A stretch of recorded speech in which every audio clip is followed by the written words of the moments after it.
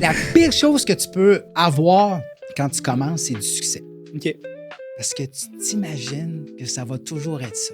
Tu extrapoles ça dans le futur. Tu vas vivre avec des récessions. Tu vas vivre des attentats terroristes, des pandémies, des nouveaux présidents américains. Tu vas vivre avec ça. Ça fait partie du lot. Ouais. Bonjour tout le monde. Bienvenue dans un nouvel épisode du podcast L'Alpha de la Finance, une présentation du Fonds Alpha, votre fonds avec zéro frais de gestion pour vous, les étudiants à FSAU Laval. Premièrement, un gros merci à notre partenaire présentateur, l'ASAL. Un gros merci de nous supporter. Aujourd'hui, on reçoit un invité extraordinaire. Je pense que je vais dire extraordinaire à tous les invités qu'on va recevoir, mais aujourd'hui, on reçoit le dieu grec de la finance comportementale. Je dis ça, le dieu grec pour son corps, mais aussi pour tout ce qu'il apporte en termes de vulgarisation, en termes d'information sur la finance comportementale. Michel Villa, bienvenue. Philippe, je suis complètement gêné pour cette belle introduction. Corps d'Adonis, c'est ça que tu es en train de me dire? Exactement. Oh my God! Merci pour le compliment, je prends. Merci d'être là. Tu as fait la route en plus de Montréal. C'est fou, je viens de le savoir. Là. C'est incroyable. Oui, c'est toujours le fun. Moi, j'ai grandi à Québec. OK. Alors, c'est toujours un plaisir pour moi de revenir à Québec et je salue tout le monde. Merci de prendre le temps de nous regarder ou écouter. Aujourd'hui, c'est pas tant rodé. Il y a plein de choses. J'aime ça autant que toi, la finance. Il y a plein de choses que je veux parler. On va parler de finance comportementale. Oui. On va parler de ta carrière. Ça fait 25 ans que tu es en bourse. Oui, félicitations. Oui. Merci beaucoup. Ça a commencé en janvier 2000. 2000, OK. Oui. Puis, on va parler aussi de ton nouveau livre que tu vas sortir, Ni noir ni blanc. Oui, Investir à la bourse avec les modèles mentaux. Ça sort le 1er mars. Super. J'aimerais ça démarrer en te racontant une histoire, mon histoire en fait, comment je me suis initié en bourse. Moi, il faut venir dans le temps de la pandémie, quand il y a eu le short squeeze avec GameStop. Okay. C'est ça qui m'a vraiment illuminé. Vraiment, c'était vraiment le cas. Puis j'ai vu ça aller, puis j'ai fait, voyons donc. Je pense que l'action était partie de 10 $ ou quelque chose comme ça, ou moins que ça, puis elle s'est rendue à du 200, 300. Non, plus que ça, pratiquement 500 $. 500. Oui. C'est incroyable. Puis moi, je l'ai compris assez rapidement. J'ai fait les calculs dans ma tête. J'avais 17 ans dans le temps. Si j'avais mis 1000 $ là-dedans, ça aurait ressemblé à quoi? Ça aurait été énorme, tu sais. Là, la psychologie embarque rapidement, tu sais. Oui. C'est le biais de rétrospection. C'est toujours plus facile de prédire le passé que le futur. Ouais, ça veut dire quoi? C'est qu'après coup, tu peux raconter l'histoire que tu veux. Mais si je t'avais dit, telle date, GameStop se négocie à 10 $, l'action va aller où? Moi, je pense qu'à cause du buzz qu'on a eu en raison de tout ce qui s'est passé, là, tu as eu de l'intérêt. Mais après ma barre, il n'y avait pas grand monde qui suivait l'action. Et ça démontre un élément fort important, c'est que des fois, on s'auto-flagelle de dire « j'ai raté un investissement ». Mais il faut comprendre qu'il existe environ 4000 actions cotées à la bourse. Il existe davantage de fonds négociés en bourse. Et chose certaine, tu vas toujours rater une opportunité d'investissement. Puis deuxièmement, il faut comprendre qu'une action, le plus bas qu'elle peut aller, c'est où? C'est 0. Ouais. Et le plus haut, c'est infini. C'est l'infini. Donc, si tu décides de mettre en place tes positions de vente à découvert, qu'on appelle un short, donc tu vends une action que tu ne possèdes pas pour la racheter plus bas, qu'est-ce qui arrive? Quand l'action accélère, la personne qui a vendu à découvert, mettons, à 10 $ se retrouve dans le trouble et est forcée de racheter. Et là, ça amène un autre point. Même si l'analyse fondamentale te dit l'action vaut 30 $, quand ça monte puis que les gens se font prendre dans un short squeeze, elle peut aller à 500, elle peut aller à 1000. Donc, à court terme, le marché va faire ce qu'il veut parce que c'est l'émotion qui prime. C'est vraiment ça qui est incroyable. Puis moi, je me rappelle, je m'avais dit, Philippe, je veux faire carrière là-dedans. Je veux faire carrière là-dedans.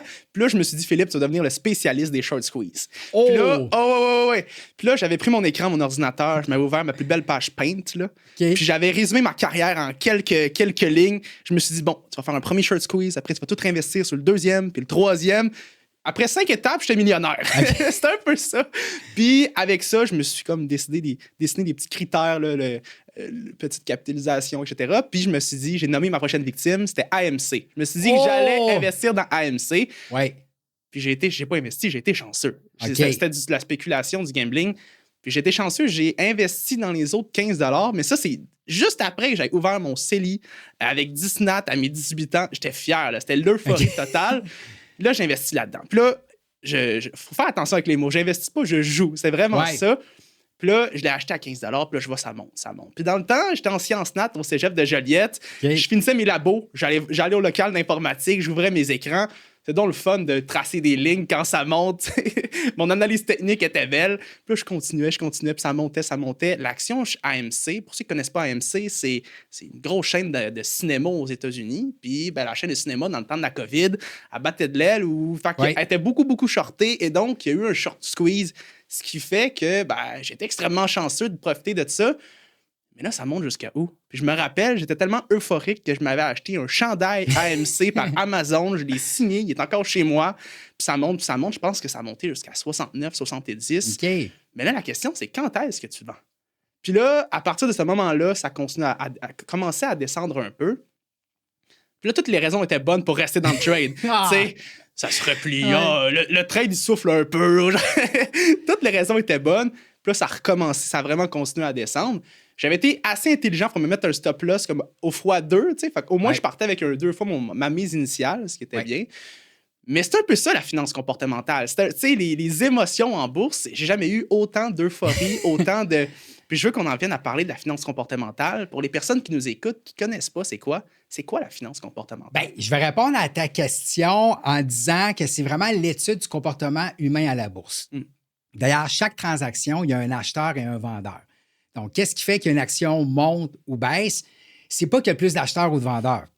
C'est vraiment le sentiment d'urgence d'un acheteur versus un vendeur. Donc, si je suis vraiment anxieux de détenir l'action, je suis prêt à payer un prix beaucoup plus élevé. Puis si je suis anxieux de vendre, je suis prêt à mettre la pression à la baisse. Donc, pour venir à ce que tu parlais, il y a plusieurs principes tirés de la finance comportementale. Le premier, c'est qui est le prochain. Ouais. Donc, GameStop, histoire à succès, short squeeze. Et là, tu passes de 10 à 500 $. Puis là, tout le monde se pose la question, who's next en anglais? Qui est le prochain? C'est vraiment ça. Et AMC fait partie de la liste. Il faut se mettre dans le contexte de 2021, à savoir qu'il y avait Wall Street Bets qui mettait de l'avant ce genre d'action-là. Donc, tu joues une stratégie de momentum aussi. Tu as le vent dans le dos parce que tu sais qu'il y a une communauté qui va vouloir embarquer dans la vague. Donc, ça, c'est le premier point. Le deuxième point, tu as décidé de jouer un peu à la bourse. 100%. J'ai joué. On ne joue pas à la bourse. C'est de l'argent que tu as chèrement gagné. Vraiment. Et un bon point pour ça, c'est de prévoir à l'avance à quel moment tu vas sortir. Évidemment, tu ne le sais pas. Mais la bonne règle du pouce, dès qu'une action double, tu en sors la moitié. OK. Mais tu décides d'avance. Tes règles. Comme ça, tu n'embarques pas dans une espèce de tourbillon émotionnel de dire ça va aller encore beaucoup plus haut. Et troisièmement, il faut que tu te poses la question, est-ce que tu investis ou tu négocies activement à la bourse? Donc, clairement, on est dans une posture C'était pas de l'investissement. de trading. C'était juste... Ouais. Donc, ça, c'est important parce que si tu veux garder l'action pour le long terme, tu ne l'aurais pas vendue aussi vite versus que c'est pour une trade, comme on dit en anglais. Et là, je te pose une question. Ouais. Est-ce que tu investis ou tu négocies à la bourse pour l'excitation que ça te procure ou pour les bonnes raisons? C'est pour les bonnes raisons maintenant. Mais il faut dire que quand j'ai commencé, je voulais devenir millionnaire en dedans de 5 étapes. Là. C'était vraiment ça. Là. Fait que j'ai changé un peu de mindset, un peu de cap. Là. Oui. Mais puis aussi, j'imagine que quand tu rentres à l'université, tu vois un peu plus c'est quoi la finance. Puis tu sais, tu changes un peu de cap. Là. Mais non, oui, c'est ça. Maintenant, c'est pour les bonnes raisons. Mais en institution, toi, tu as travaillé en institution. Oui. Ça ressemble à quoi? C'est le trading en institution, prendre des positions, etc. Bien, dans le fond, tu joues comme un intermédiaire pour le gestionnaire de portefeuille. Okay. Et dans le fond, la personne qui effectue la transaction, de l'autre côté, la transaction. Je donne un exemple. J'ai travaillé à Hydro-Québec pendant 5 ans et demi et je faisais partie d'une équipe de gestion de portefeuille. Donc, le gestionnaire de portefeuille reçoit une demande de son analyste financier qui dit « Bon, on devrait acheter l'action ABC pour telle raison. » Et là, le gestionnaire de portefeuille décide de dire « C'est une bonne idée. On va acheter ABC, mais pour faire place dans le portefeuille, on va vendre XYZ. » Okay. Donc, ce qu'on va faire, on va demander à l'arbitragiste action, Michel Villa, de faire les 2 transactions. Donc, moi, j'exécute les transactions, puis pour le faire, je dois passer par un intermédiaire. Donc, j'appelle une institution financière qui est un courtier comme, mettons, la banque A. Et là, je lui dis, écoute, je dois acheter ABC, puis je dois financer ça en vendant une autre action. Okay. est-ce que tu peux me trouver la contrepartie? Donc, le joueur qui va me vendre l'action et qui va m'acheter l'action, ce qu'on appelle en anglais, mettons, un switch. Tu veux que ça se fasse au même moment. Donc, lui ou elle part avec les deux transactions et magasine. OK. Donc, il appelle tous les joueurs comme moi. Puis il dit, écoute, j'ai un acheteur-vendeur de ces actions-là. Est-ce que tu as le goût de participer là-dedans? Et là, il me revient. Tu as une offre à tel prix. Tu as une offre à tel prix. Et là, tu acceptes ou pas les transactions. Mais ça se fait dans un contexte anonyme. Ouais, c'est ça. Je ne sais jamais qui est l'autre bord de la transaction. Il y a un intermédiaire au centre, qui est une institution financière. Et moi, je paye une commission. Et à l'époque, c'était 5 sous par action. Et la personne qui fait la contrepartie paye aussi une commission. Donc, ça, c'est vraiment le concept buy-side versus sell-side. Buy-side, c'est au niveau institutionnel achat. OK. Donc, j'achète à quelque part l'expertise d'un courtier, que ce soit à l'achat ou à la vente, je donne une commission. Et même chose pour l'autre personne qui fait affaire avec le même courtier. Alors que le courtier se ramasse au centre, joue d'intermédiaire et ramasse les commissions des deux côtés. Donc, ça, c'est un peu le travail que je faisais à Hydro-Québec et j'utilisais beaucoup l'analyse technique, OK. qui est l'analyse graphique, Ouais, d'indicateurs mathématiques, parce que c'est très court terme. c'est vrai. La décision est prise d'acheter l'action puis d'en vendre une autre. Donc là, on le fait comment et à quel moment? Ça, c'est bon que tu en parles. Oui, Parce que l'analyse technique, on dirait qu'on se fait vendre de ça sur les réseaux sociaux, devient libre financièrement avec la bourse rapidement. oui. Comment vous utilisez l'analyse technique professionnellement parlant? Là? Comment vous utilisez? Comment ça marche? Bien, quand on a l'analyse fondamentale, Ouais. on parle beaucoup de CFA, Ouais. Chartered Financial Analyst. Yes. OK, donc, on passe des examens pour devenir CFA, analyste financier. Et dans le fond, c'est vraiment l'analyse fondamentale qui est derrière ça. Oui. L'analyse fondamentale, c'est quoi? Si on va s'intéresser à l'entreprise ou à l'économie. Et par la suite, on va choisir un secteur d'activité puis la meilleure entreprise à l'intérieur de ce secteur d'activité-là. Analyse fondamentale, ça, c'est vraiment la philosophie qui prime en investissement au Québec au niveau institutionnel. Ouais, OK. Analyse technique, c'est plus court terme. Et là, ici, on parle de timing. À quel moment que je vais acheter ou vendre par rapport à ma décision de dire que je veux acheter ou vendre. Donc, c'est vraiment complémentaire. Et le CMT, qui est le Chartered Market Technician, OK. est vraiment un ordre qui te permet d'aller Wow. chercher une expertise en analyse technique. Bref, dans le meilleur des mondes, c'est d'avoir les deux. Oui, c'est ça. Savoir quoi acheter et quand acheter, CFA plus CMT. CMT, est-tu difficile à aller chercher? C'est-tu des gros examens? Bien, dans mon temps, c'était 3 examens. OK, quand même, mon Dieu. Puis de mémoire, je pense que le premier examen, tu peux le créditer versus le CSI qui offre un cours d'analyse technique. OK. C'est clairement moins difficile que le CFA. Alors, l'analyse technique, ça ne sera jamais vraiment mis de l'avant. Donc, je ne Ouais. débarquerai pas dans le bureau de mon gestionnaire de portefeuille en disant l'action ABC a cassé à la baisse, la moyenne mobile 200 jours, Mais il c'est faudrait ça. la vendre. Parce que ça se justifie moins bien Mhm. quand ça tourne mal. Ouais, c'est L'analyse ça. fondamentale, c'est très subjectif comme analyse technique, mais tu as toujours une bonne raison pourquoi ça n'a pas fonctionné. Puis tu veux quand même valider ta thèse d'investissement par quelque chose qui a l'air rationnel, qui a l'air logique, Mais vraiment, c'est ça. au lieu d'utiliser des outils plus techniques ou mathématiques. Là, je pars du principe que tout le monde te connaît, mais peux-tu Ouais. te présenter? Ah. Là, je suis vraiment parti. là. C'est une discussion de salon. Mais oui. Ben, mon nom, c'est Michel Villa. Oui. Je suis formateur boursier depuis 10 ans. Puis mon objectif, dans le fond, c'est de démocratiser l'investissement boursier via le comportement humain à la bourse. Mais avant ça, Philippe, j'étais un négociateur actif OK. d'un point de vue institutionnel. Donc, j'ai travaillé à Hydro-Québec comme arbitragiste action pendant 5 ans et demi. Je l'ai mentionné tantôt. Ouais. Travaillé aussi au CN, OK.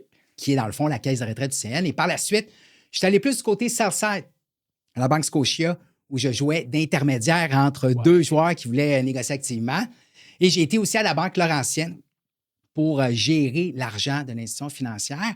Et j'ai fait mes débuts en 2000 chez Desjardins Courtage en ligne, OK. chez Disnap.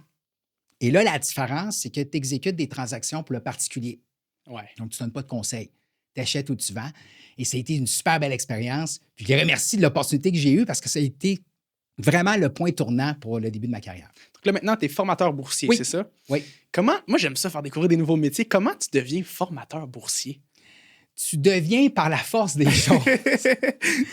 Par les T'sais, opportunités, j'imagine. Oui, puis c'est ça que je disais, tu sais, quand on avait une discussion ensemble, il y a un principe que j'aime beaucoup, c'est action et lâcher prise. Tu sais, dans la vie, il faut que tu te mettes en action, mais il faut que tu lâches prise sur le résultat parce que souvent, Ouais. tu n'as pas vraiment contrôle de ce qui va arriver. Puis il faut que tu fasses confiance à ce que la vie te présente. Moi, à 18 ans, je ne me suis pas dit, hey, un jour, je vais être formateur boursier. Personne qui rêve de ça à 18 ans.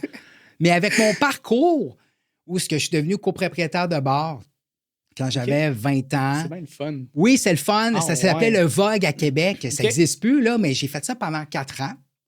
Et je ne pensais pas que j'allais devenir copropriétaire de bar à l'époque, mais c'était une expérience qui m'a été présentée. J'ai saisi l'occasion. Et ça m'a amené ailleurs. Puis là, tu fais un autre emploi, un autre. Donc, cette approche généraliste plus que spécialiste, ben, m'a amené à un moment donné à dire, hey, j'aime ça, l'enseignement. Ouais. J'aime ça, échanger avec les gens. Parce que ce qui me manquait quand j'ai négocié activement, c'était vraiment le contact humain, puis l'aspect enseignement. Puis là, à un moment donné, j'ai voulu inclure ça en faisant des retours à l'Université Laval pendant que je travaillais pour partager mon expérience. Puis j'ai commencé à écrire chez Scotia, dans le fond, des petits articles. Puis là, de fil en aiguille, tu te dis, ben là, j'aime ça. Et là, je suis devenu formateur boursier en 2015. Donc, action, avoir un plan de match, c'est bien. OK. Réaliser des tâches, mais lâcher prise, c'est de faire confiance à la vie. Puis qu'à un moment donné, ça va se placer sur ton chemin et tu dois être ouvert à ça. Parce que c'était démontré que si tu es chanceux dans la vie versus quelqu'un qui n'est pas chanceux, c'est pas à cause que tu as eu plus d'opportunités. Ouais. C'est que la différence entre les deux, c'est que tu les as vus puis tu as saisi ces occasions-là. Et au Québec, il en manque des formateurs boursiers. On est choyé, on a plein de gens de qualité au niveau des finances personnelles, comme Pierre-Yves McSween, Oui. Youssef Galache du groupe L'Argent ne dort jamais, mais il manquait au niveau de l'investissement boursier. Puis le comportement humain en 2015, on n'en parlait pas tant. Et ça, c'est suite au fait que j'avais perdu ma job à la Banque Laurentienne. OK. J'ai été vraiment mauvais au niveau du trading et j'ai été remercié. Puis ça a été une belle claque sur la gueule. Puis je me disais, ben coudonc, j'avais tout le savoir nécessaire pour réussir, mais il manquait de savoir-être. Comment se comporter face aux fluctuations boursières. Puis c'est ça qui est le fun à la bourse, c'est que c'est un miroir, ça fait ressortir tes bons coups, mais aussi tes mauvaises facettes. Ouais. Puis ça, j'adore ça. Donc, la leçon, être ouvert, rester ouvert, puis Oui. être tourné vers les opportunités quand ils passent, puis les prendre. C'est Oui. ça. C'est spécial parce que, tu sais, je fais beaucoup de bénévolat au cégep, j'en ai fait. OK. Puis moi, ma stratégie, là, c'est Philippe, tu sais pas qu'est-ce qui va arriver plus tard, fais tout. Tente tout, fais tout, puis regarde où est-ce que ça te mène. OK. C'est souvent ça, puis à date, ça a super bien fonctionné, puis je garde avec ce mindset-là, mais c'est un peu ce que tu dis ici, c'est de rester ouvert avec ce qui se passe, puis quand il y a une opportunité qui passe, ben t'apprends. Bien, ce que tu fais, c'est que tu augmentes ta surface de chance. OK? Si tu ne fais qu'une seule chose, tu te rends compte qu'un type de gens, bien, tu vas voir les opportunités qui se présentent là-dedans. Ouais. Mais si tu rouvres tes perspectives et tes horizons, oh, là, tu es ouvert à plein d'autres choses que tu ne sais pas que ça existe ou que c'est présent. OK. Ouvrez votre surface de chance. C'est bon, ça. Tenter différentes expériences. Ayez une posture de généraliste au lieu d'être spécialiste, de dire, ah, je vais faire ça, tout dans le même domaine. Oui, c'est bon d'être spécialiste, mais à un moment donné, c'est le temps de ratisser large. Comme ça, tu vas avoir plus d'opportunités qui vont se présenter. Pour ça, il faut être curieux. Ouais. Je veux te ramener au sujet de la finance comportementale. Oui, ben On oui. aime trop ça, on parle trop. Avant hier, je pense, j'ai sondé ma mère. J'ai demandé OK. maman, je vais avoir une entrevue avec Michel Villa. Elle te connaissait, premièrement. Fait que c'est super wow! le fun. Salut, maman. Nancy. Salut, Nancy. Puis j'ai demandé, pour toi, c'est quoi la bourse? Quand je dis bourse, qu'est-ce que ça te réveille? Puis elle me dit, j'ai peur de la bourse. OK. Puis quand j'y pense, depuis que je suis jeune, mes parents m'ont toujours dit, Philippe, investis. C'est important, il faut que tu investisses. Mais si tu investis en bourse, fais attention, tu peux tout perdre.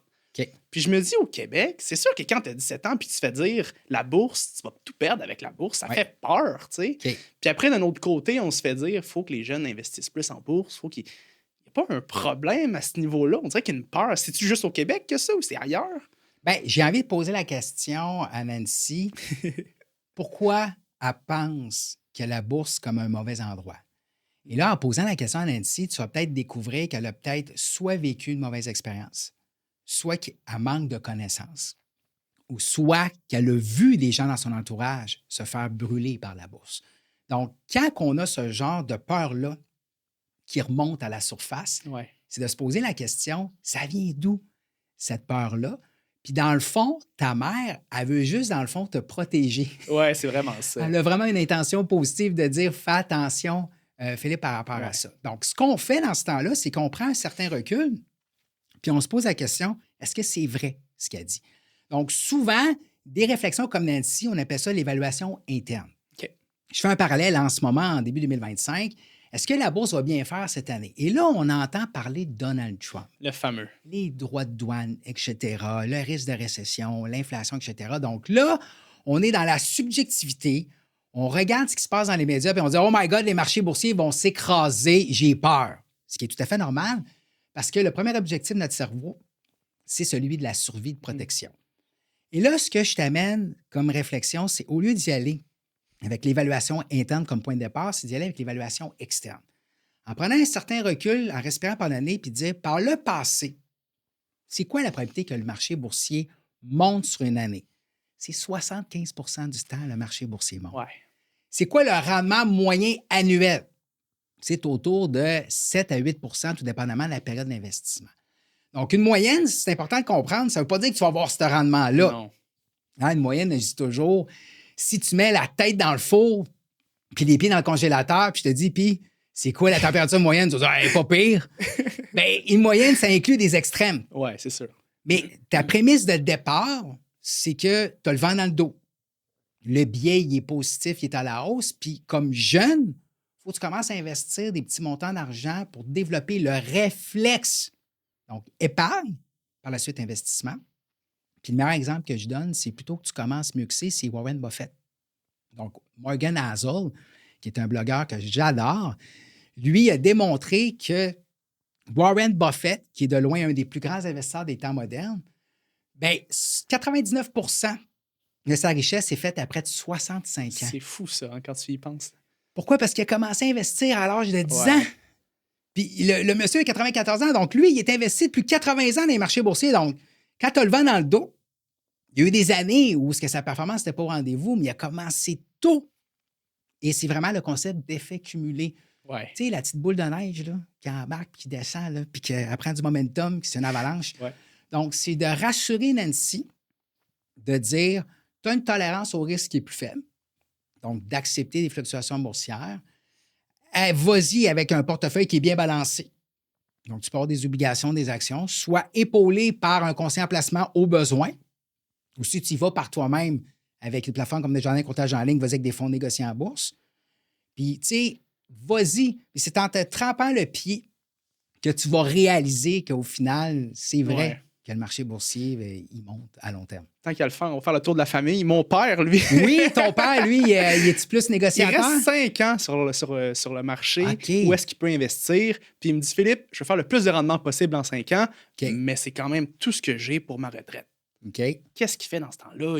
C'est sûr que il ne peut pas se permettre de tout mettre en bourse, de tout investir, parce que si sur 5 ans, on se dirige plus vers un creux ou si on descend un peu, il ne peut Ouais. pas se permettre d'absorber ça.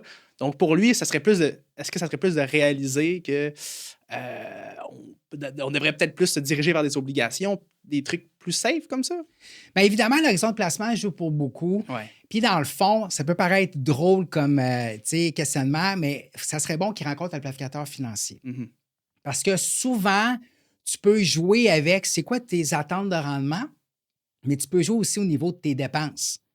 T'sais, parce que souvent, les gens, ils pensent juste en termes de rendement, mais tu as le risque aussi. Ouais, c'est ça. Parce que s'il arrive de quoi, puis c'est normal que le marché boursier peut reculer, est-ce que tu vas être capable de vivre avec cette baisse-là?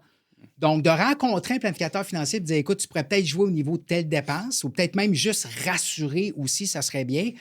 Mais le point, c'est que les obligations, qui est vraiment un bon partenaire de danse avec les actions, offrent des rendements qu'on n'avait pas vus OK. depuis plusieurs années. Toi, tu es jeune, là, mais dans les Ouais. années 80, les taux d'intérêt étaient beaucoup plus élevés. Mettons dans le coin de 15 Mais de 1980 jusqu'à tout récemment, avant COVID, on était quasiment à zéro. OK? Donc, on était vraiment dans une tendance haussière pour les obligations. Donc, quand les taux d'intérêt baissent, le prix des obligations augmente. Donc, ça allait bien. Et là, on est dans un contexte où les taux d'intérêt ont augmenté.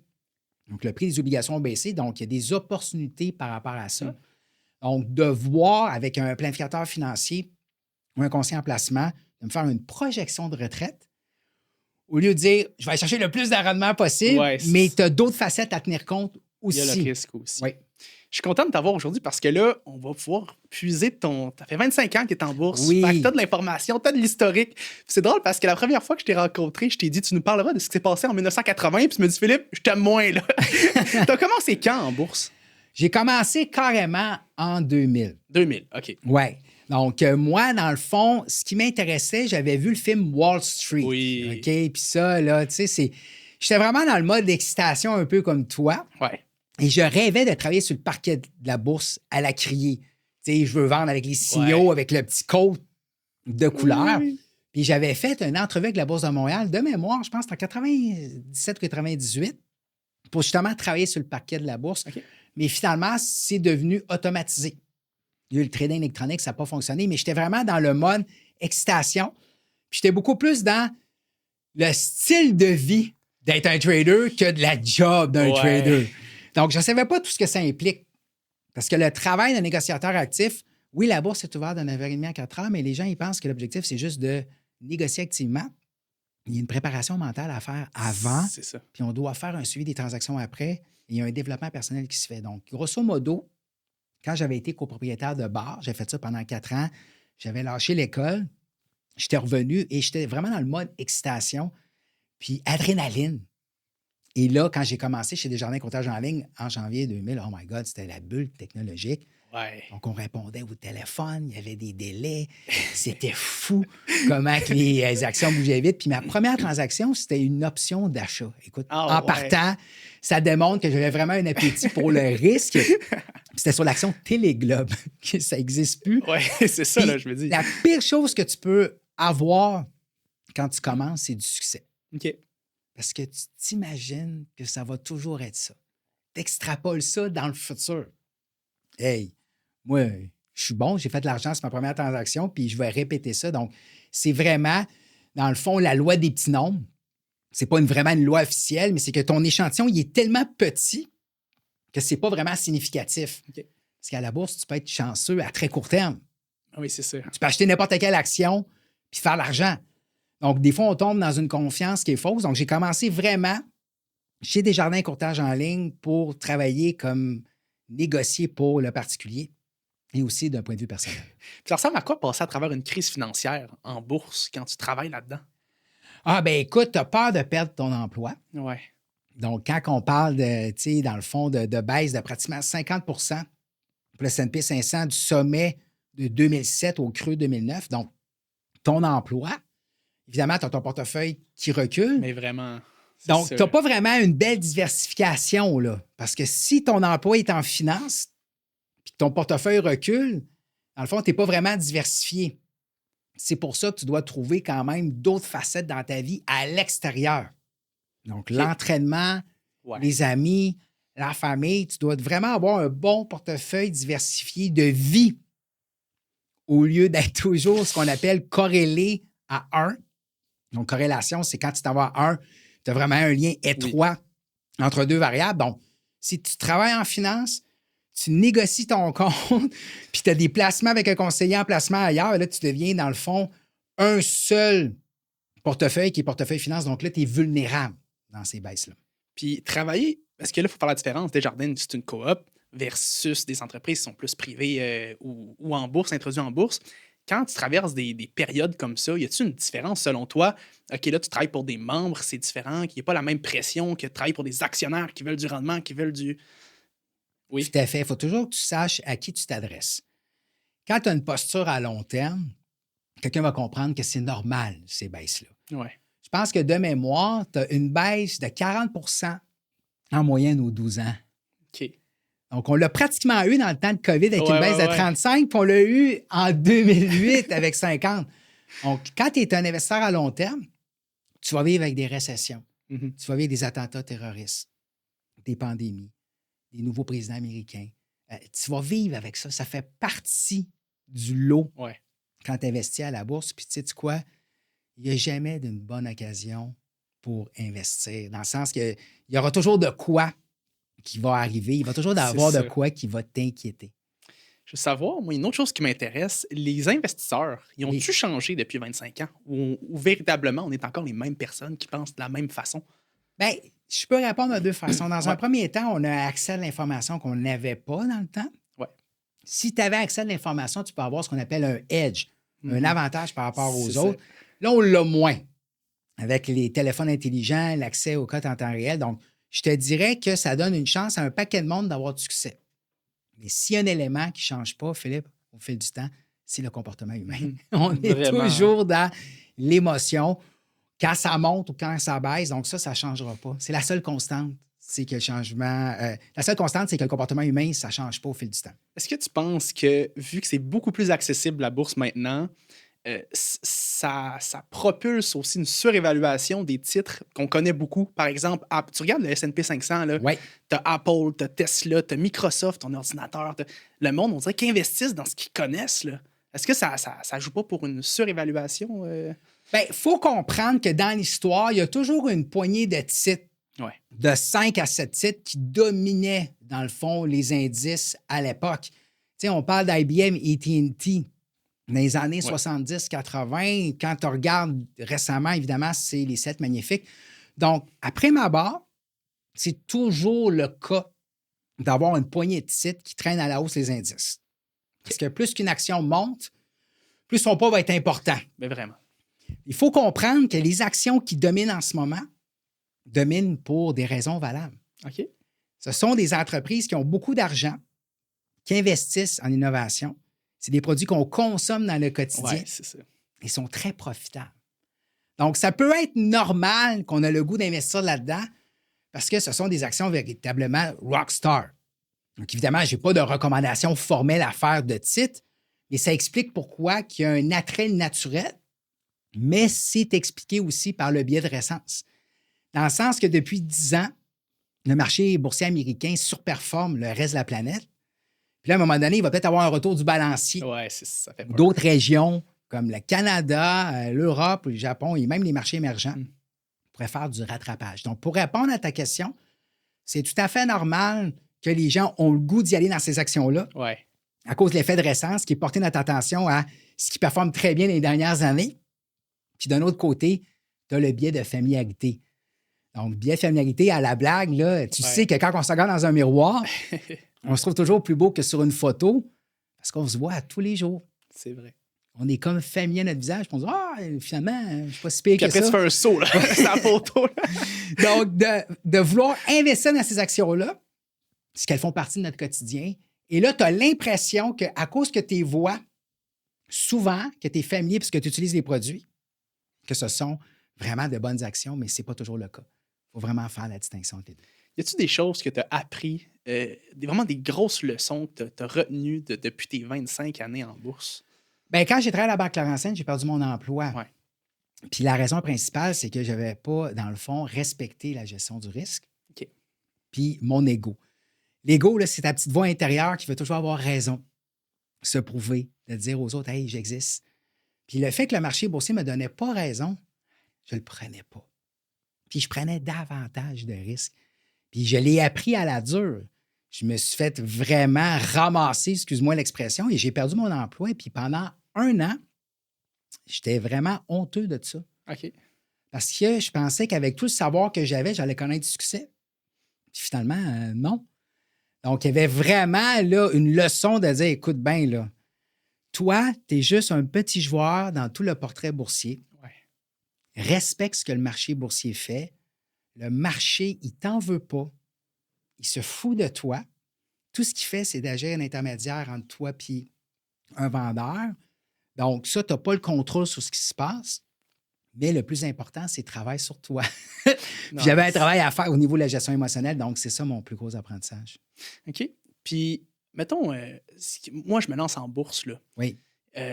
La bourse, elle a-tu changé dans le sens que si je me mets à investir, par rapport, est-ce que tu as un conseil à me donner par rapport à ça, quand toi, tu as commencé versus aujourd'hui? L'accès à l'information, c'en est un. L'accès à l'éducation. L'éducation. sais, dans mon temps, il n'y avait pas autant de web diffusion, de podcasts comme on enregistre aujourd'hui. Ils ont commencé par se former. Puis il y a une notion, c'est plus axé sur la négociation active qu'on appelle le paper trading. Oui.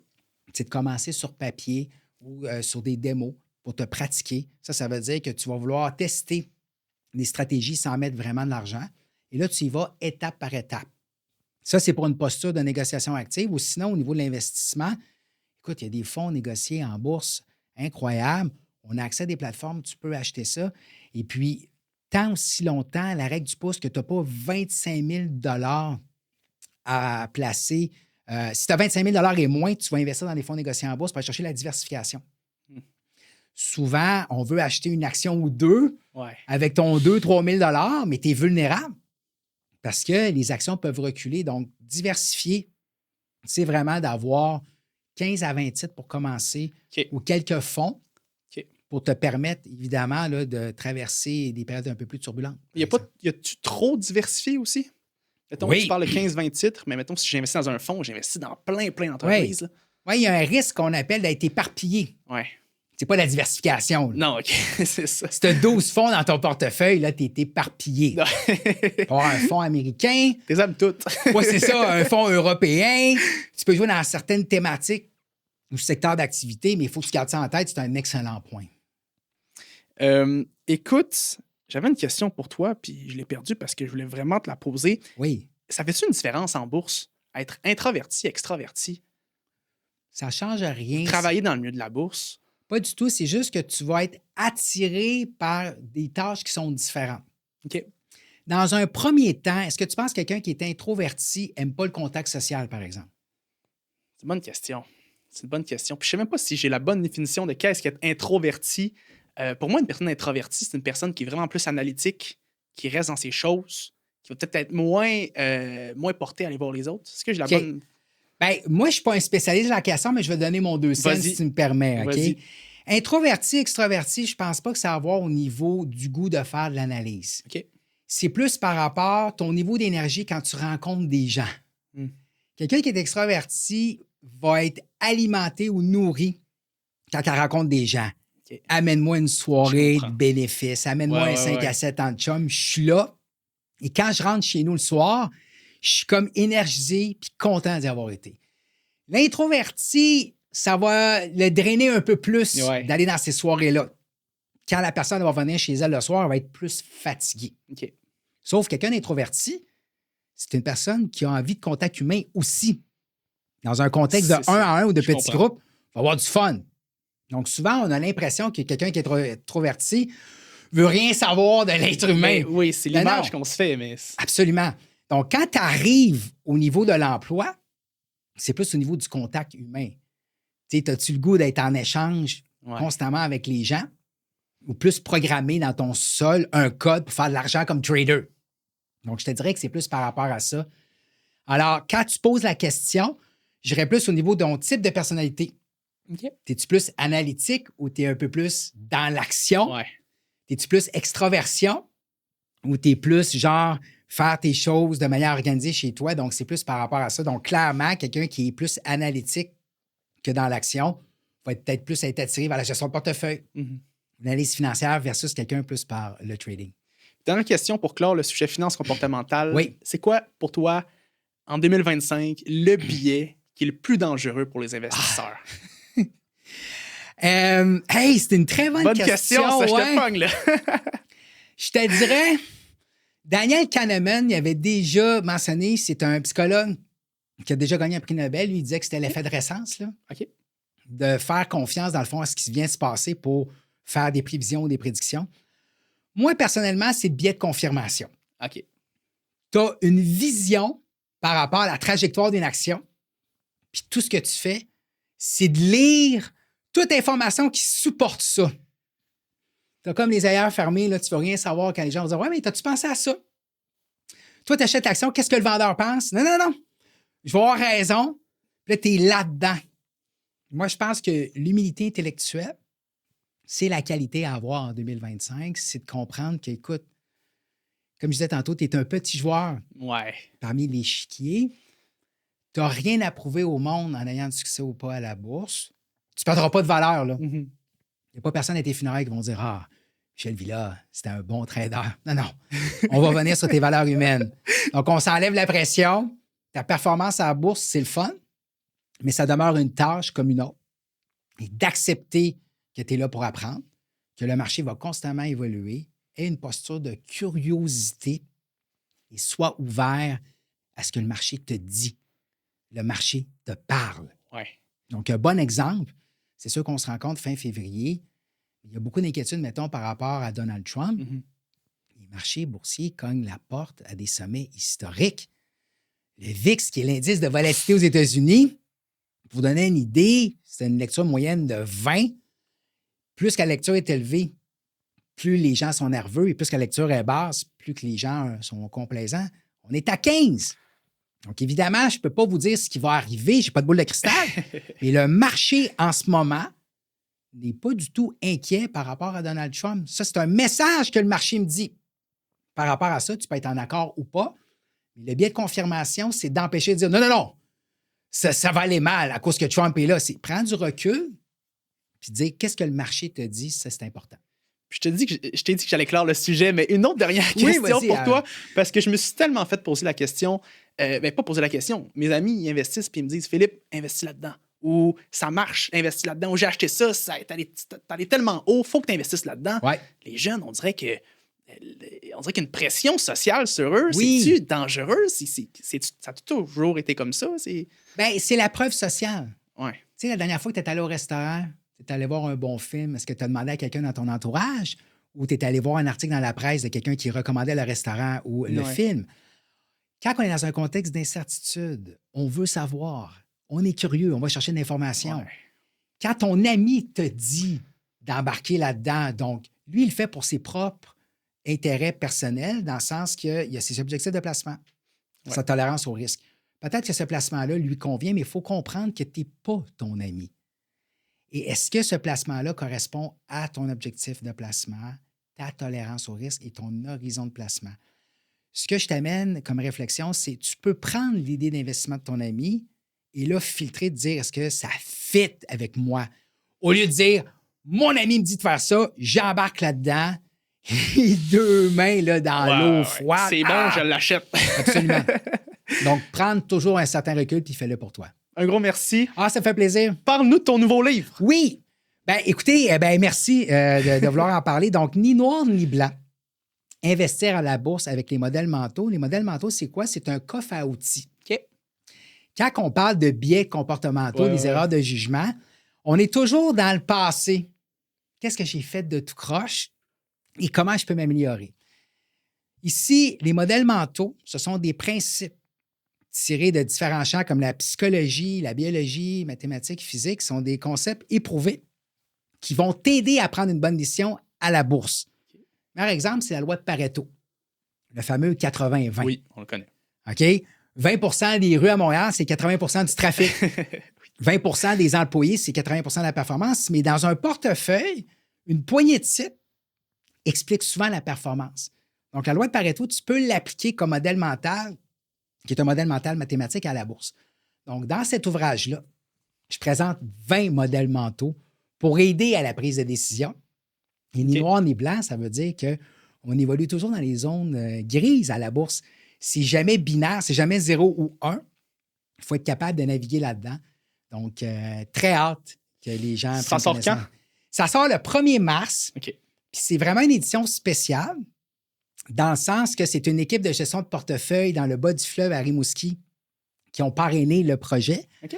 Et eux autres, dans le fond, offrent ce livre-là à leurs clients partenaires. Et moi, je vais avoir seulement 1000 copies en circulation pour le grand public. Et sur chaque copie vendue, je donne 10 $ pour la fondation C'est le fun, de l'équipe de gestion de portefeuille. Puis ça me fait plaisir de vous donner 5 copies. Ben oui, c'est par le fun qu'on va pouvoir faire tirer. Oui. C'est quand qu'on l'achète? Où est-ce qu'on peut l'acheter, je veux dire? Seulement via mon site web. OK. Donc là, ça devrait être annoncé sous peu, mais ça devrait la vente officielle à partir du 1er mars. Super. Un gros merci. Hey, merci à toi. Merci à vous. Je salue ta mère et ton père. On les a ramenés avec nous. Merci à tout le monde d'avoir assisté aujourd'hui au podcast, d'avoir écouté. C'est super gentil de nous suivre. Un gros merci à nos partenaires. Il ne faut pas que je les oublie parce qu'il y a de la logistique dans un podcast, il y a des coûts. Puis c'est le fun parce qu'il y a des entreprises à Québec qui nous supportent. Puis je trouve ça incroyable parce qu'on est des étudiants, on apprend, puis il y en a qui se disent OK, on va investir en vous. Fait que c'est vraiment le fun. Merci beaucoup à nos partenaires pour l'Alpha de la finance, IA Groupe Financier, Mallette, Beneva et à notre propulseur CFA Québec. Donc voilà, on va se retrouver pour un prochain podcast. Là. J'ai un pas pire podcast qui arrive dans pas long. Et puis je le répète encore, mais si vous tripez finance, si vous aimez la finance, écrivez-moi sur mes réseaux sociaux, Philippe Lavoie, Instagram, Facebook, LinkedIn, où on ira prendre un thé, on ira parler ensemble. Je tripe finance. Fait que faites le premier pas puis venez me voir, ça va me faire plaisir. Et puis voilà. Mot de la fin, Michel? Ben, merci pour cette belle opportunité-là. Puis je remercie aussi Desjardins Courtage en ligne. Oui. C'est grâce à eux que je suis là aujourd'hui. Puis merci à vous de prendre le temps de vouloir apprendre, puis en espérant que vous avez pris peut-être juste un élément aujourd'hui, vous allez le mettre en pratique. Un gros merci. Bye bye tout le monde.